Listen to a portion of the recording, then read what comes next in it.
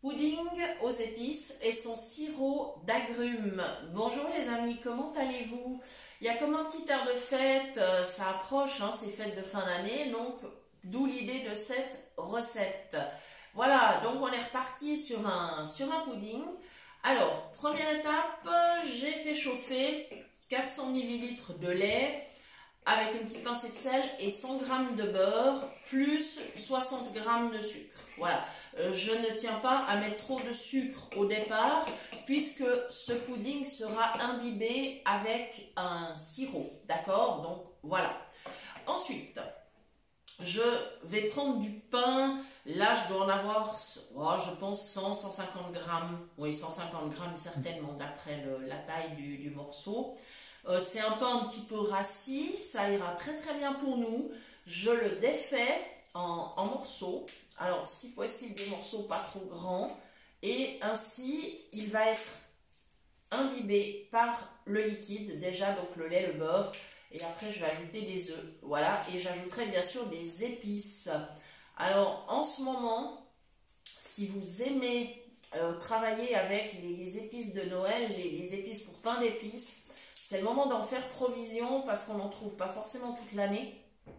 Alors on trouvera toute l'année bien sûr de la cannelle, on trouvera toute l'année de l'anis ou de différentes épices, mais ce mélange typiquement de fête là qu'on trouve pendant cette période, eh bien on le trouve vraiment à ce moment-là. Oh là, il est un petit peu récalcitrant quand même, je ne vous le cache pas, il n'a pas envie de se laisser défaire. Je vais quand même... Non, mais je vais y arriver, hein. Je vais lui tenir tête. De toute façon, je vous le dis, hein, je vais lui tenir tête.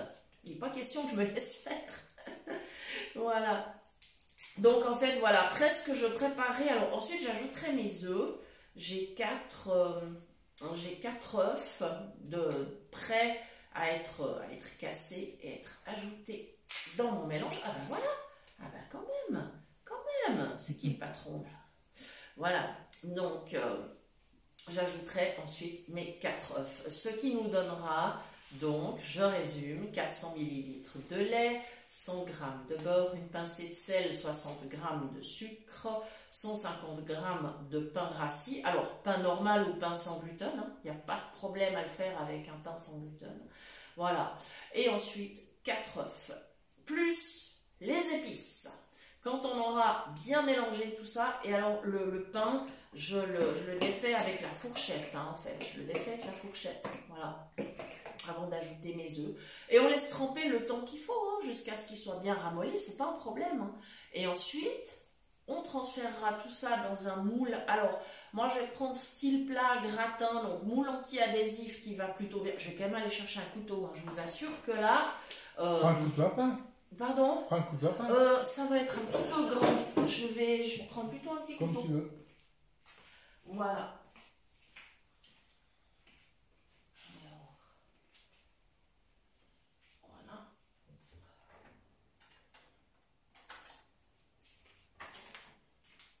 Voilà.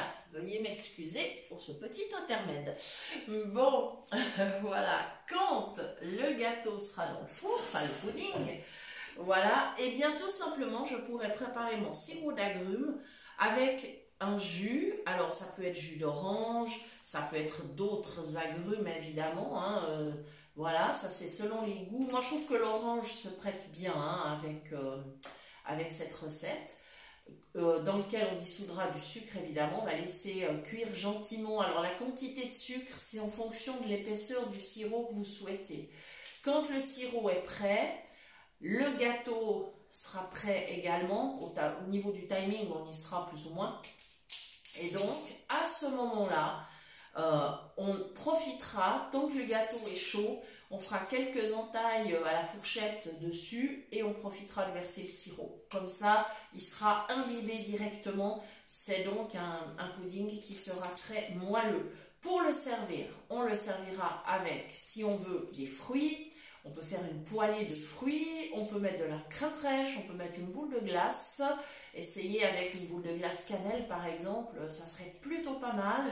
Voilà, ça c'est selon vos goûts ou alors éventuellement, pourquoi pas, un sorbet qui rappelle les agrumes, hein, un sorbet, je sais pas, d'orange, de mandarine, enfin voilà, selon vos goûts, et ça sera tout à fait sympa comme dessert. On peut bien sûr le conserver au frais 1 ou 2 jours, il n'y a vraiment pas de problème, il en sera que meilleur au final. Il ne faut pas le garder trop longtemps quand même, le dessus finirait par se dessécher.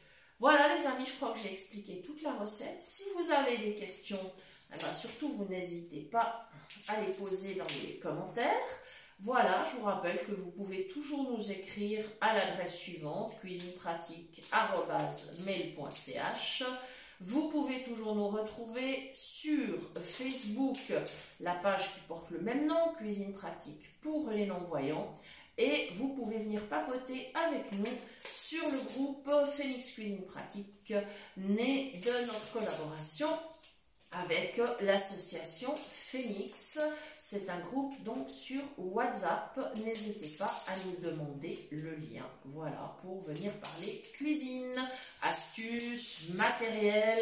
Voilà. Donc c'est un groupe, je précise bien, non commercial. Il n'est pas question de faire du commerce, mais de se donner des astuces, des bons plans. Et ça, c'est toujours bien sympa. Voilà les amis, j'ai expliqué vraiment l'essentiel. La cuisson se fera au four à 200 degrés pendant 40 minutes, étant donné qu'on prend un plat hein, et non pas un moule à cake. C'est vraiment un plat type plat gratin. Voilà. N'hésitez pas à poser vos questions, donnez-nous vos variantes, ça nous fait toujours plaisir. Voilà. Et je vous remercie de nous avoir suivis. Je vous donne rendez-vous très bientôt pour de nouvelles idées cuisine. Merci!